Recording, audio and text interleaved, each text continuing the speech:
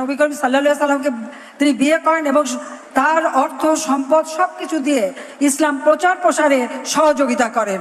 তাহলে যে ধর্ম একজন নারী প্রথম সাহস করে নিল, আজকে সেই নারীকে পর্দার আড়ালে রাখা, বন্দি করে রাখা, কাজ করতে না দেওয়া, এটা কেমন ধরনের কথা?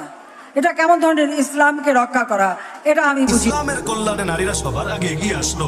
এই দেশের মানুষরা, এই দেশের এক শ্রেণীর লোকেরা সেই নারীদেরকে ঘরের কোনায় বন্দী করে রাখে। সেই নারীদেরকে তো এগিয়ে আনতে হবে, তাদেরকে ক্ষমতায়ন করতে হবে, তারাও মানুষের সঙ্গে মিলেমিশে কাজ করবে। হ্যাঁ, স্বাধীনতার সঙ্গে পোশাক আশাক পরবে, সেটা ভিন্ন আলাপ, কিন্তু তাদেরকে এভাবে ঘরকূর্ণ করে রাখা, এটা তো ইসলামের সংস্কৃতি না। নাউযুবিল্লাহ।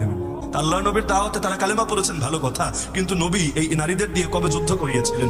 নবী এই নারীদেরকে কবে মন্ত্রী বানিয়েছিলেন? নবী এই নারীদেরকে কবে ক্ষমতার গদিতে অধিষ্ঠিত করেছিলেন? উপরন্তু সহিহ বুখারীর হাদিস, আল্লাহ নবী বলেছেন, ওই জাতি কোনোদিন সফল হবে না যারা কোনো নারীর হাতে নিজেদের ক্ষমতা